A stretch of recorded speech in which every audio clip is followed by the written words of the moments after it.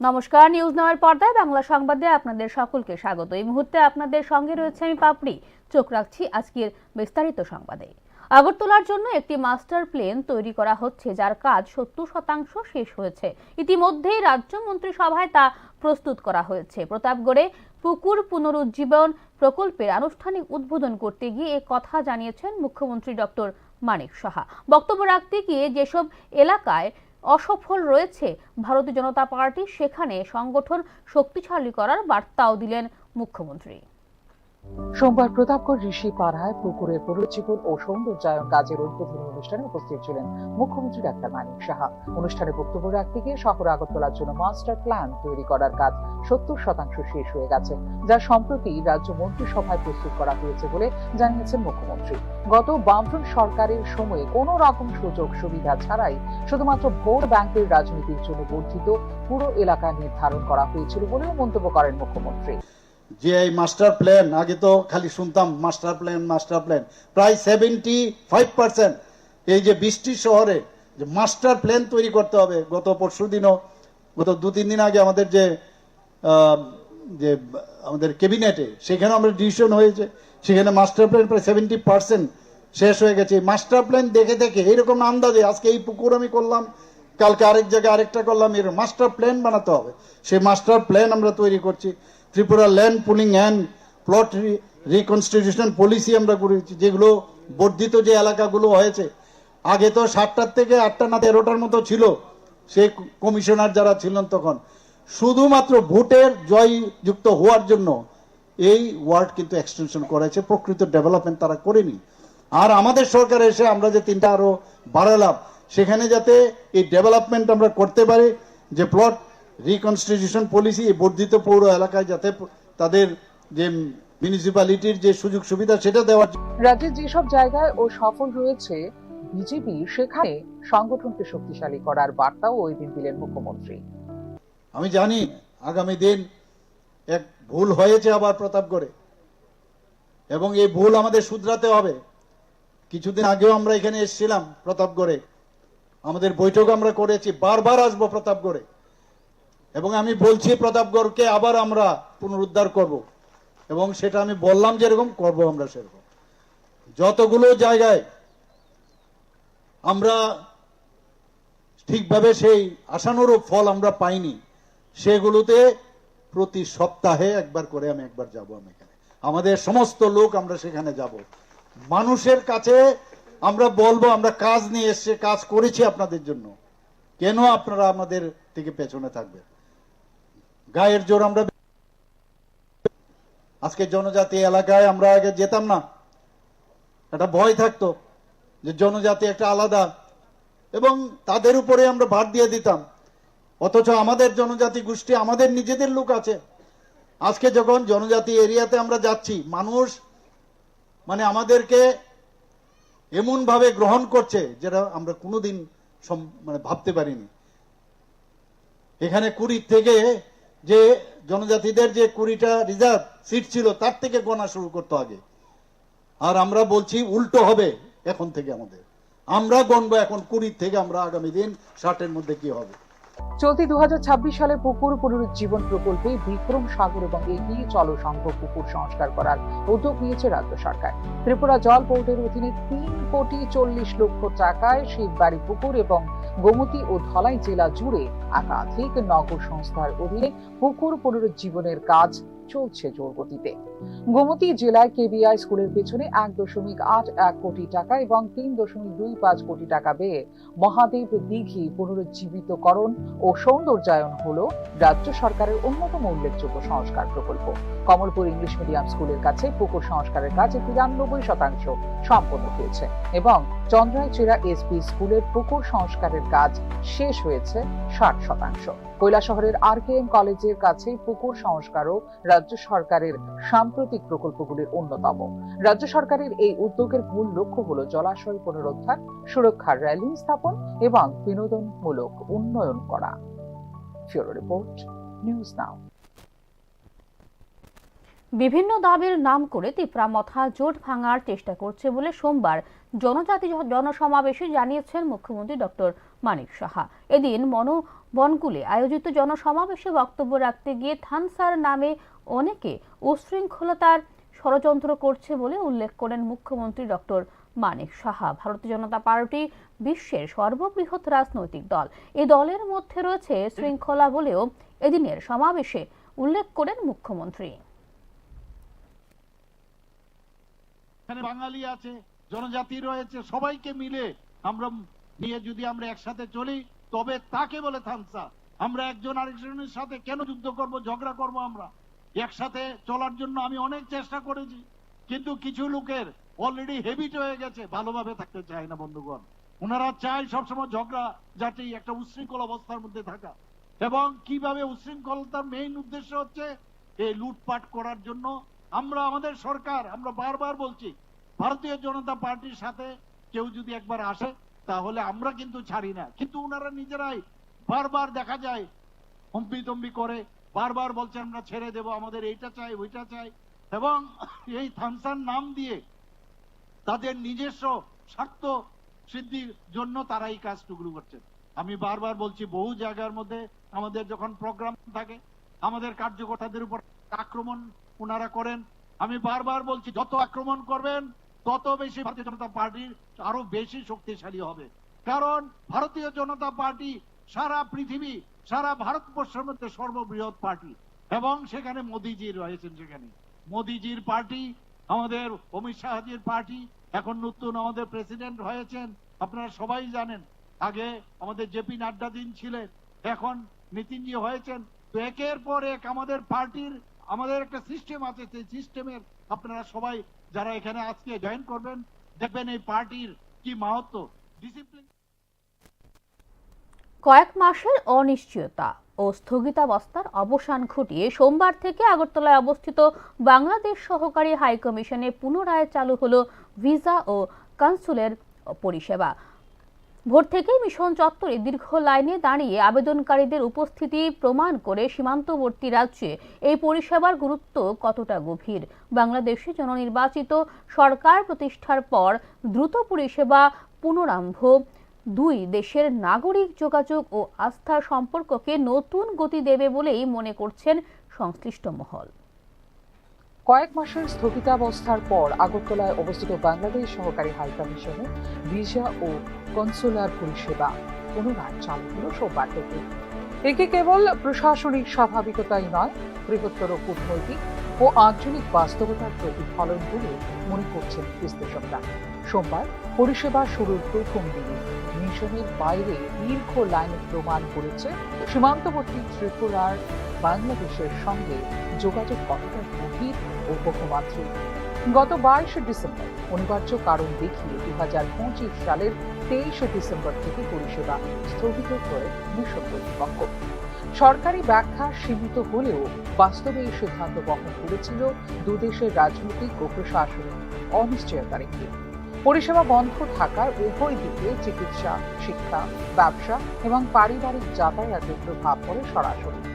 বাংলাদেশে জননির্বাচিত সরকার প্রতিষ্ঠার পর দ্রুত পরিষেবা পুনরারম্ভ বার্তা দিচ্ছে দ্বিপাক্ষিক কূটনৈতিক স্থিতিশীলতার।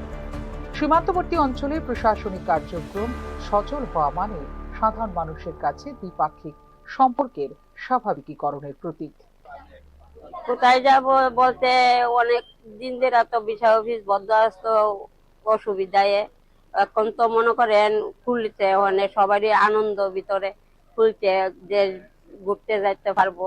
এই কারণে ওখানে সবারই আনন্দ বিষয়ে এখানে এসেছে, বুঝেন না। আমি যাব নরসিংদী, বাংলাদেশ নরসিংদী। হ্যাঁ, খুব খুশি।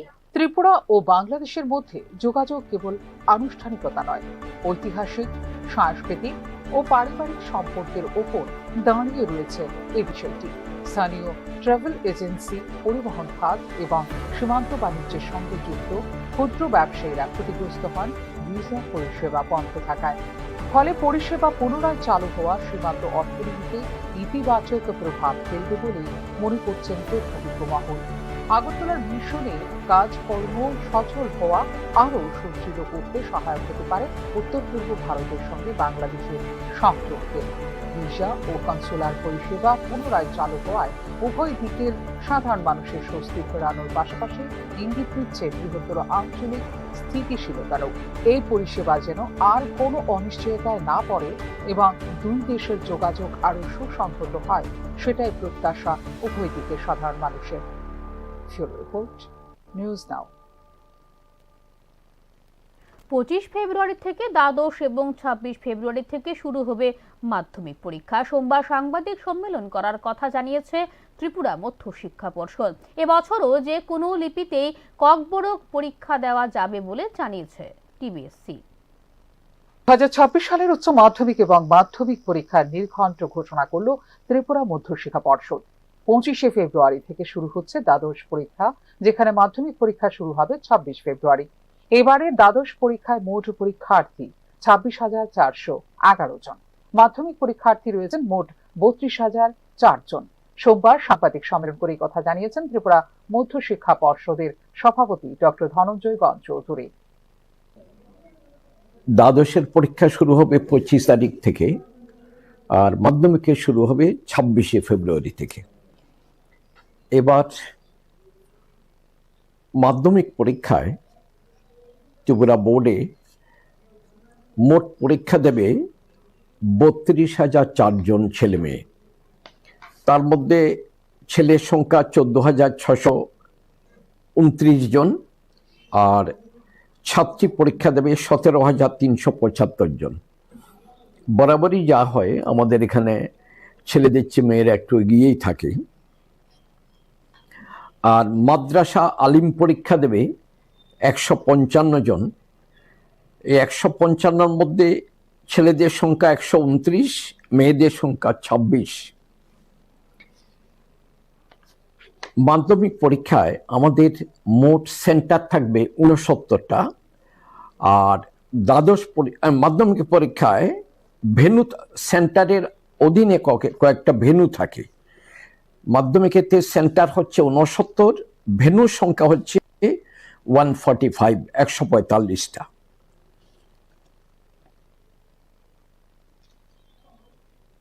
এবার 2026 সালে মাধ্যমিক পরীক্ষার্থী গতবারের থেকে 25-এর চেয়ে একটু বেশি। গতবার মাধ্যমিকে মোট পরীক্ষা দিয়েছিল 29,781 জন, এবার পরীক্ষা দিচ্ছে 32,004 জন। আর দ্বাদশ পরীক্ষায় এবার আমাদের মোট পরীক্ষা দেবে 26,411 জন।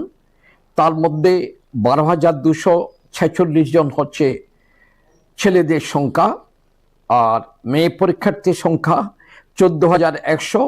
এবছরও যে কোনো লিপিতে ককবরকের পরীক্ষা দেওয়া যাবে বলে জানিয়েছেন ত্রিপুরা মধ্য শিক্ষা পর্ষদের সভাপতি ডক্টর ধনঞ্জয় গণ চৌধুরী। আমাদের ছেলে মেয়ে যারা ককবরক ভাষায় পরীক্ষা দেবে, বোর্ডের যেটা স্ট্যাটাস কো, স্থিতাবস্থা যেটা আছে সেটাই বজায় রেখে আমরা চলে যাব। মানে ককবরক ভাষায় কোশ্চেন পেপারটা আমরা বাংলা হরফেই ছাপাবো।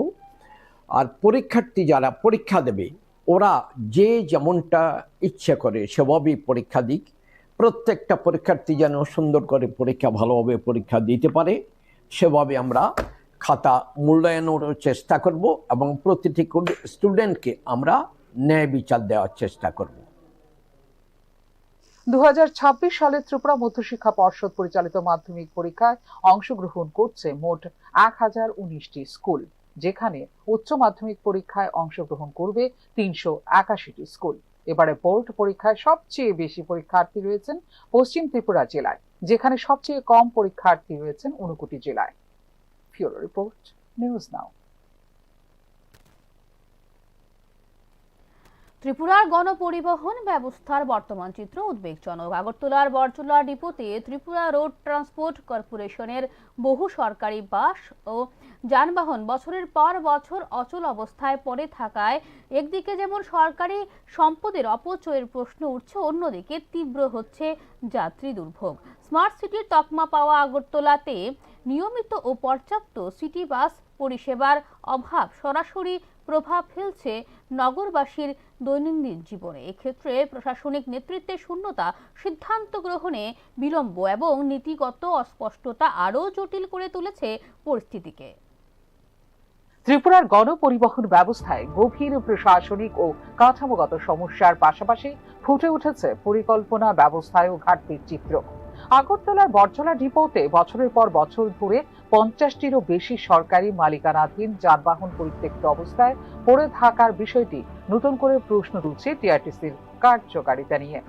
অভিযোগ, এসব বাস ও অন্যান্য যানবাহনের একটি বড় অংশ এখনো মেরামতযোগ্য হলেও দেখা যাচ্ছে না সেগুলির পুনরুদ্ধার, পুনর্বিন্যাস বা নিলামের ক্ষেত্রে কোনো সুসংহত নীতি বা সময়সীমাবদ্ধ পদক্ষেপ। সরকারি পরিবহন সংস্থার ক্ষেত্রে অ্যাসেট লাইফ সাইকেল ম্যানেজমেন্ট অত্যন্ত গুরুত্বপূর্ণ। নিয়মিত রক্ষণাবেক্ষণ, অপচয় নির্ধারণ, পুনর্বাসন বা স্ক্র্যাপ নীতি এসবের অভাবে অচল হয়ে পড়ে সম্পদ। সেই ব্যবস্থাপনাগত ব্যর্থতার প্রতিফলন বলে মনে করা হচ্ছে বরজলা ডিপোর এই চিত্র। শুধু আর্থিক ক্ষতি বাড়াচ্ছে না, ভবিষ্যৎ পরিষেবা সম্প্রসারণের সম্ভাবনাকেও ক্ষুণ্ণ করছে দীর্ঘদিন অকেজো পড়ে থাকা এই বাসগুলো। শহর আগরতলা স্মার্ট সিটি প্রকল্পের অন্তর্ভুক্ত হলেও নগর পরিবহনের ক্ষেত্রে কাঙ্ক্ষিত আধুনিকায়ন ঘটেনি এমন অভিযোগ উঠছে নাগরিক মহলে। সিটি বাস পরিষেবা সীমিত, সময়সূচি অনিয়মিত এবং রুট কভারেজ অপর্যাপ্ত। ফলে বাধ্য হয়ে বেসরকারি অটো, ই রিক্সা ও ছোট গাড়ির উপর নির্ভর করছেন যাত্রীদের বড় অংশ। এত ভাড়া বেড়েছে, বাড়ছে যানজট। নগর পরিকল্পনাবিদদের মতে নির্ভরযোগ্য পাবলিক ট্রান্সপোর্ট ছাড়া কার্যত অপূর্ণ থেকে যায় স্মার্ট সিটির ধারণা। শুধু নগর নয়, আন্তঃজেলা পরিষেবাতেও অনিয়ম ও অনিশ্চয়তা রয়েছে বিস্তর অভিযোগ। গ্রামীণ ও শহরতলি যাত্রীদের জন্য নির্দিষ্ট সময়ে বাস না পাওয়া কর্মসংস্থান, শিক্ষা ও স্বাস্থ্য পরিষেবায় প্রভাব ফেলছে সরাসরি। রাজ্যের ভৌগোলিক বিন্যাস ও অর্থনৈতিক কাঠামোর বিচারে একটি শক্তিশালী আন্তঃজেলা পরিবহন নেটওয়ার্ক অত্যাবশ্যক, কিন্তু সেই প্রয়োজনের সঙ্গে সামঞ্জস্যপূর্ণ নয় বর্তমান পরিস্থিতিকে আরো জটিল করছে টিআরটিসি বা রাজ্য পরিবহন কর্তৃপক্ষের নিয়মিত নিযুক্ত চেয়ারম্যানের অনুপস্থিতি। প্রশাসনিক নেতৃত্বে ধারাবাহিকতা না থাকলে দীর্ঘমেয়াদী পরিকল্পনা, আর্থিক পুনর্গঠন বা পরিষেবা সংস্কার কার্যকর করা কঠিন হয়ে পড়ে, এমনটাই মত বিশ্লেষকদের। অভ্যন্তরীণ সূত্রের দাবি, সরাসরি পরিচালন ও প্রশাসনিক বিষয়গুলিতে হস্তক্ষেপ করছেন পরিবহন মন্ত্রী। সমস্যার সমাধানে কয়েকটি কাঠামোগত পদক্ষেপ জরুরি, আর তা হলো অকেজো যানবাহনের টেকনিক্যাল অডিট ও শ্রেণীবিন্যাস, মেরামতযোগ্য বাস দ্রুত পুনরুদ্ধার ও রুটে সংযোজন, স্ক্র্যাপ ও নিলাম নীতির স্বচ্ছ বাস্তবায়ন, পিপিপি মডেল বা ভায়াবিলিটি গ্যাপ ফান্ডিং এর মতো বিকল্প আর্থিক কাঠামো বিবেচনা এবং ডিজিটাল টাইম টেবিল ও ট্র্যাকিং ব্যবস্থা চালু করা। ইতিমধ্যেই এই ক্ষেত্রে স্বচ্ছতা, জবাবদিহিতা এবং দ্রুত প্রশাসনিক সংস্কারের দাবি তুলেছেন নাগরিক সমাজ ও পরিবহন ব্যবহারকারীদের একাংশ। তাঁদের মতে গণপরিবহন কেবল পরিষেবা নয়, এটি সামাজিক ন্যায় ও অর্থনৈতিক অন্তর্ভুক্তির অবকাঠামো। বরজলা ডিপোর পরিত্যক্ত এবং আগাছায় ঢাকা বাসগুলি এখন শুধুই অচল যান নয়, এগুলি যেন হয়ে উঠেছে রাজ্যের গণপরিবহন ব্যবস্থার দীর্ঘদিনের অব্যবস্থাপনার প্রতীক। এক্ষেত্রে প্রশাসন কত দ্রুত ও কতটা কার্যকরভাবে সিদ্ধান্ত নেয় তার মাধ্যমে কিছুটা আঁচ পাওয়া যাবে ত্রিপুরার পরিবহন ব্যবস্থার ভবিষ্যৎ দিক নির্দেশে। Bureau report, news now. Bharat মার্কিন চুক্তি বিপদ ডেকে আনবে দেশের কৃষক, শ্রমিক এবং ছোট উদ্যোগীদের জন্য। সোমবার আগরতলা আয়োজিত সাংবাদিক সম্মেলনে এরকমটাই অভিযোগ করলেন এআইকেএস সর্বভারতীয় সভাপতি অশোক ধাওয়ালে। ভারত মার্কিন চুক্তি নিয়ে আবারও তীব্র ক্ষোভ প্রকাশ করল সারা ভারত কৃষক সভা। সোমবার আগরতলায় সারা ভারত কৃষক সভা আয়োজিত সাংবাদিক সম্মেলনে বক্তব্য রাখতে গিয়ে চুক্তির ফলে দেশের কৃষক, শ্রমিক এবং ছোট উদ্যোগীরা বিপদের মুখে পড়বে বলে অভিযোগ করেন এআইকেএস সর্বভারতীয় সভাপতি অশোক ধাওয়াল। শুধু তাই নয়, ট্রাম্প আরোপিত ট্যারিফকে যেখানে অবৈধ বলে ঘোষণা দিয়েছে মার্কিন যুক্তরাষ্ট্রের সর্বোচ্চ আদালত, সেখানে ভারতের জন্য ট্যারিফ হ্রাস করে 18% করার কারণে ট্রাম্পের গুণগান গাইছে কেন্দ্রীয় সরকার বলেও অভিযোগ করেন অশোক ধাওয়ালের। व्यापार करार हुआ है और इससे बहुत ही बड़ा नुकसान पूरे देश के किसानों का होगा, पूरे देश के मजदूरों का होगा और पूरे देश के जो छोटे उद्योजक जो है इनका भी पूरी तरीके से सत्यानाश होने वाला है। और इसलिए ये पहला सबसे बड़ा सवाल है। एक्चुअली 2-3 दिन पहले अमेरिका के सुप्रीम कोर्ट ने फैसला दिया कि डोनाल्ड ट्रंप अध्यक्ष को ये सब टैरिफ वॉरफेयर करने का कोई अधिकार नहीं है। उनके पास अधिकार ही नहीं है। ये सिर्फ संसद कर सकती है, अध्यक्ष बिल्कुल नहीं कर सकता। और उन्होंने ये जो ट्रंप का पूरा टैरिफ राज है उसको रद्द करवा दिया सुप्रीम कोर्ट ने अमेरिका की। ये बहुत महत्वपूर्ण कदम है जो सुप्रीम कोर्ट ने उठाया। लेकिन ये कदम उठाने के जस्ट पहले आज हमारे बीजेपी की केंद्र सरकार ने नरेंद्र मोदी, पीयूष गोयल, अमित शाह, ये सब निर्मला सीतारामन, इन सब के नेतृत्व में अमेरिका के साथ मुक्त व्यापार का करार हुआ। और ये आज हम देखते हैं, पहले जो अमेरिका का भारत के ऊपर 2 या 3% टैरिफ था वो 50% ट्रंप ने बढ़ाया। उसमें से 25% ये रूस से हम तेल ले रहे हैं, सस्ता तेल रहे हैं, तो इसके खिलाफ 25% टैरिफ उसके अंदर और ऐड किया और अभी 18% किया। इसके लिए आज मोदी साहब और उनके बीजेपी आरएसएस के लोग जश्न मना रहे हैं, जबकि ভারত মার্কিন চুক্তির তীব্র নিন্দাও জানিয়েছেন সারা ভারত কৃষক সভার সর্বভারতীয় সভাপতি অশোক ধাওয়ালে। मुझे लगता है कि पूरे देश को बेचने का ये पूरी तरीके से ये काम है। इसकी कड़ी निंदा अखिल भारतीय किसान सभा कर रही है और इसके खिलाफ आपने देखा 12 फरवरी को कुछ दिन पहले बहुत बड़ा अखिल भारतीय हड़ताल ये देश भर में हुआ। त्रिपुरा में भी बहुत अच्छी किस्म से वो हुआ। लोग रास्ते पर आए, उन्होंने हड़ताल किया, रास्ता रोको, ये सब किया। और इसके चलते आज उसके बारे में जो अलग अलग चीज है, ये भारत अमेरिका करार वो तो था, मजदूरों के खिलाफ ये 4 लेबर कोड जो है उसका विरोध था, ये जो इलेक्ट्रिसिटी बिल है, सीड बिल है, और इसके चलते मनरेगा को खत्म करने का ये जो उनका पूरा प्रयास है, तो ये सब मद्देनजर रखते हुए इनके खिलाफ ये 12 फरवरी का अखिल भारतीय हड़ताल ये बहुत ही कामयाबी के साथ करोड़ों लोग उसके अंदर शरीक हुए।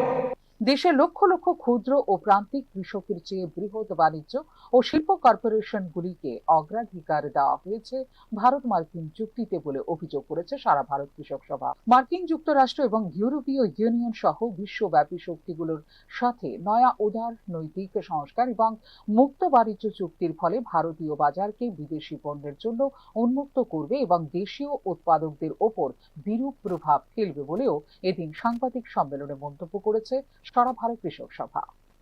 ফিউরো রিপোর্ট, নিউজ নাও। নয়াদিল্লির আন্তর্জাতিক প্রযুক্তি মঞ্চে আবারও উজ্জ্বল হলো ত্রিপুরার নাম। এআই সামিট 2026-এ উদ্ভিদ রোগ শনাক্তকরণে কৃত্রিম বুদ্ধিমত্তার অভিনব প্রয়োগ তুলে ধরে সাড়া ফেলেছে বাধারঘাটের তরুণ উদ্ভাবক প্রজ্ঞাত প্রসূন, কৃষিক্ষেত্রে নির্ভূত।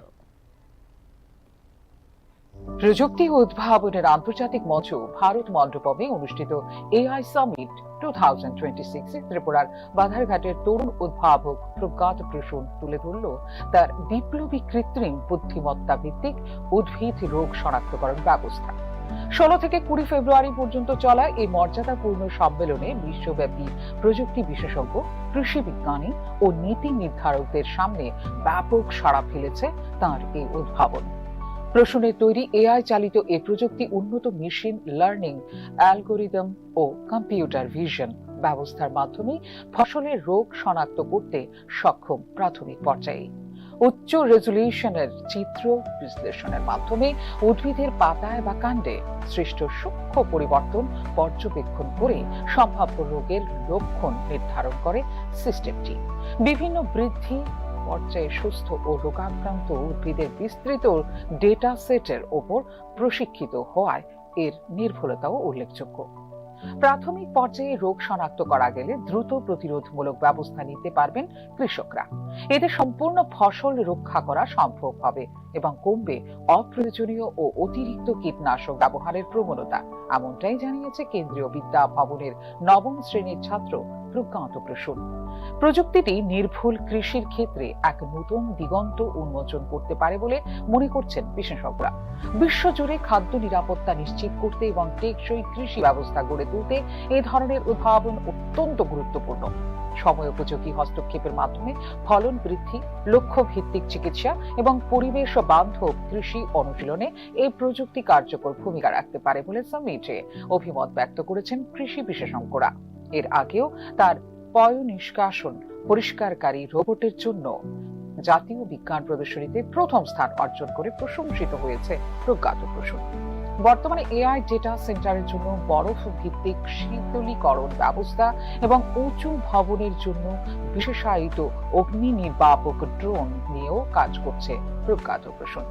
যোগ ব্যায়ামে 5টি বিশ্ব রেকর্ড, 2টি India book of records entry এবং একটি এশিয়া রেকর্ড অর্জনের মাধ্যমে বহুমাত্রিক দক্ষতার পরিচয় দিয়েছে রাজ্যের ছেলে প্রজ্ঞাত প্রসূন। কৃষি প্রযুক্তি সংস্থা, গবেষণা প্রতিষ্ঠান ও বিভিন্ন সরকারি মহল থেকে প্রসূনের উদ্ভাবনের প্রতি আগ্রহ প্রকাশ করা হয়েছে সামিট শেষে। তার এই উদ্যোগ দেশের ডিজিটাল কৃষি রূপান্তরের লক্ষ্যের সঙ্গে সামঞ্জস্যপূর্ণ বলেও মনে করছেন বিশেষজ্ঞরা। প্রযুক্তি তখনই সফল যখন তা বাস্তব সমস্যার সমাধান করে মানুষের জীবনে আনে ইতিবাচক পরিবর্তন বলে অভিমত প্রজ্ঞাত প্রসূনের। ফিউরো রিপোর্ট, নিউজ নাও।